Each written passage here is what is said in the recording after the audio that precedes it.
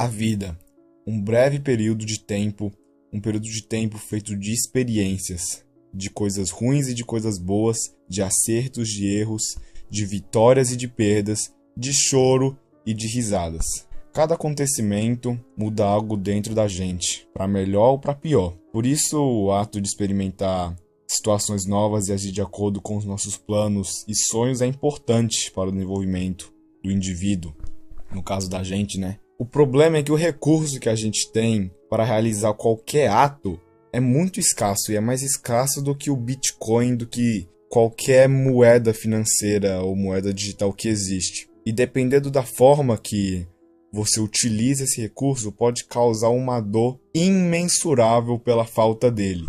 Eu não quis dizer uma dor física, mas uma dor de não conseguir recuperar esse recurso. Não recebemos uma vida breve, mas a fazemos breve. Uma dimensão que deu início a tudo. O tempo precisou existir para que mudanças fossem possíveis de acontecer. Sem o conceito de tempo não existiria começo e não existiria fim. Nada começa e nada termina. É através do tempo que medimos a duração entre distâncias de eventos que acontecem. Mas o que é o tempo na física? Só por curiosidade mesmo. Ao longo dos anos, diversas teorias foram criadas pelos cientistas, como o tempo absoluto de Isaac Newton, o espaço-tempo de Einstein e a flecha do tempo baseada na segunda lei da termodinâmica. E são diversas palavras difíceis que eu sinceramente não sei explicar nenhuma delas. Mas entre outras teorias, eu vou usar a da física clássica, que é a origem começou quando o tempo surgiu e depois veio o espaço. O espaço é um campo contínuo que permite que qualquer coisa exista em qualquer lugar. Ele possui 3 dimensões: a altura, a largura e a profundidade, que formam a estrutura onde objetos podem ocupar posições e se mover. Não é apenas um vazio, é um cenário onde todos os acontecimentos do universo se desenrolam se a gente vê. Sem um espaço, nada poderia ter localização, nada poderia se mover e nenhuma relação física entre as coisas poderia existir. Tudo o que acontece no universo precisa inevitavelmente de algum lugar para acontecer. A matéria é tudo aquilo que possui existência física e que ocupa um lugar no espaço, formada por partículas como átomos e moléculas que compõem tudo que podemos tocar, ver e medir. A matéria depende do espaço, o espaço depende do tempo e o tempo não depende de nada. Desde a época do vazio, o relógio já começou a correr. Agora, vamos falar sobre o tempo na nossa vida e diminuir esse conceito, porque não tem como usar como exemplo, só usando a física. A forma como a gente percebe o tempo ela é descentralizada e flexível. Isso significa que a gente consegue mudar a percepção do tempo apenas mudando algumas coisas. O tempo em si ele não muda, mas a forma como a gente olha para ele sim. Se a gente olhar para os processos neurais, quando seu sistema dopaminérgico está sendo usado, já muda a sua linha de percepção. Ou seja, quando você está mais engajado, a percepção pode mudar. Dependendo de qual emoção que você está sentindo, a percepção pode mudar. E existe outro processo natural muito importante para criar uma linha do tempo, que é o círculo circadiano. É o relógio natural do corpo. Esse sistema funciona de uma forma bem interessante. Existem células que ficam pregadas nos nossos olhos e que, quando a luz solar entra neles, eles mandam um sinal, uma informação para o núcleo supraquiasmático. Supraquiasmático, um nome bem difícil aí, mas é o nome da neurociência, que basicamente indica que o dia começou. Isso seria de manhã, né? Se você fizesse isso de manhã. Já aí você já pode manipular a sua percepção de tempo. E a verdade é que o que a gente chama de tempo no consenso comum, que seriam os minutos, as horas, os dias, é uma observação do cosmos. Porque, por exemplo, a Terra dando uma volta completa na órbita do Sol é 1 ano. Só que se você estiver do lado de um buraco negro, como a gente viu em Interestelar, se você não viu o filme, recomendo, é um filme muito bom. O tempo passa muito rápido. E existe uma verdade inegável. O nosso tempo aqui nesse plano terrestre é finito. Não importa se o tempo está passando lento ou rápido, um dia a nossa vida vai acabar. E isso é inevitável. Sabendo de tudo isso, eu tenho uma pergunta. Como as pessoas usam o tempo delas? Você levanta todos os dias da sua cama com aquela impressão, com aquela sensação de que você tem tempo de sobra e que até dá pra doar ele. Tempo pra começar a treinar depois, tempo pra estudar quando der a vontade, tempo pra continuar planejando aquele projeto que você na verdade já organizou de ponta a ponta. Você vive como se a sua vida fosse infinita, mas ela não é. O tempo é o único recurso absolutamente não reciclável da sua existência. Quando ele passa, ele não volta. Hoje a média global do uso do celular gira em torno de 4 a 5 horas por dia. E em muitos países esse número ultrapassa 6 horas. Principalmente entre jovens, esse número pode aumentar, passar de 7 horas diárias. Agora faça uma conta com calma. 5 horas por dia de média. Em uma semana, 35 horas, em um mês, 150 horas, em um ano, 1.800 horas. Isso significa que cerca de 75 dias inteiros do ano você ficou vivendo dentro de uma tela de celular. 2 meses e meio sem fazer nada que presta. E quando você adiciona jogos, séries, vídeos ou simplesmente a procrastinação alheia, passa de 9 horas fácil. E é claro que esse vídeo não é sobre o celular, não é sobre jogos, não é sobre redes sociais.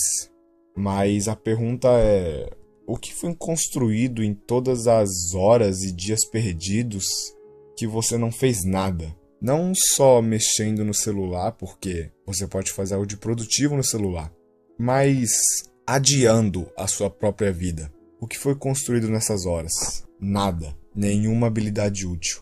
Nenhuma transformação da pessoa que você é, nenhum conhecimento agregado. A maior parte do tempo apenas usadas em coisas fúteis e superficiais que servem para nada. Pesquisas em neurociência mostram que procrastinação crônica está associada ao aumento da ansiedade e do estresse, e na queda do desempenho acadêmico e profissional, e também menor satisfação com a vida. Não é só um vou deixar para depois, é bem mais profundo isso, velho. É treinar o seu cérebro a evitar desconforto, a evitar viver no mundo real. E quando você evita a realidade e evita começar algo importante, você fortalece esse hábito de fuga. E o seu cérebro aprende um processo, porque o seu cérebro é plástico, ele vai se adaptando diante dos estímulos que ele recebe. Ou seja, desconforto, aí você busca uma distração, e você sente o alívio imediato e você continua com esse loop. E você vai se transformando em uma pessoa que terceiriza a sua responsabilidade e você não fica bom em fazer nada. Mas você não percebeu ainda. Então você começa a fazer afirmações para fugir da realidade, que é melhor fazer depois, que não é o momento certo, que você ainda é jovem. Quando eu quiser, realmente eu consigo fazer. Mas o tempo não liga para você e ele não liga para as suas desculpas esfarrapadas aí. Enquanto você tá aí jogando todo o seu tempo no lixo, tem alguém vivendo uma vida de verdade. Imagina um homem deitado na sua cama, mexendo no celular. Ele já viu diversos vídeos de autoajuda. Ele já criou diversos projetos que ficaram no papel. Ele tem o conhecimento necessário para agir. Ele sabe de ponta a ponta todas as técnicas, todos os hábitos necessários para virar uma pessoa super produtiva, para virar uma máquina de produção. Ele acha que entende a vida, mas mesmo com toda essa soberba, ele não consegue levantar um dedo para agir. E ele acha que o que está acontecendo não é culpa dele. E isso vai criando uma angústia, ele vai se frustrando. Mas no fundo ele sabe que o que ele está fazendo é culpa dele e é errado. Ele se lamenta e diz: por que eu tô fazendo isso? Porque eu não consigo me mover? Quando é que eu vou mudar? E começa a se remoer internamente, criando um ciclo horrível de não conseguir se perdoar. Só que isso já é normal. Isso já é parte da rotina totalmente improdutiva e inativa dele. Mas como um homem que conhece seus erros, que sabe dos seus objetivos, que sabe que para mudar é necessário sentir a dor, não consegue se levantar, é porque já está programado tudo no cérebro dele. Ele adotou o planejamento como a conquista e não consegue se mover. Ele abraça a desgraça disfarçada de conforto e não percebe. E mesmo se percebe, ele não consegue soltar ela. Mas agora reflete um pouco comigo, reflita um pouco comigo. Reflete não, né? Falei errado. Reflita um pouco comigo. Enquanto você passa as horas sendo feito de idiota por você mesmo, tem alguém aí enfrentando assim a si mesmo e ganhando o mundo, sabe? Ganhando os objetivos que ela queria ter, trabalhando mesmo cansado, alguém tá errando, ajustando e evoluindo. Enquanto isso, a gente tá aí, né? Dentro de uma bolha que acha que nunca vai estourar. Eu me coloco dentro desse grupo porque eu também sou uma pessoa que tem muita dificuldade de agir. E é uma coisa que eu tô tentando mudar também. E eu sei que se continuasse nesse ritmo, daqui a 5 anos, a gente não vai estar um pouco atrás. A gente vai estar irreconhecível e totalmente distante da nossa capacidade máxima. E isso não é sobre desenvolvimento pessoal, não é sobre ganhar dinheiro ou meter o shape. É sobre não cultivar o arrependimento. E o arrependimento ele é silencioso, ele não grita, ele sussurra depois. Ele aparece quando tudo se aquieta e não tem mais nada que te dê a sensação de conseguir fugir da realidade. Aí você tá com 40 anos sendo escravizado pelo esse sistema e pensa, e se eu tivesse feito isso? E se eu tivesse feito aquilo? Quando você entende que o tempo que parecia infinito nunca foi, às vezes já é tarde.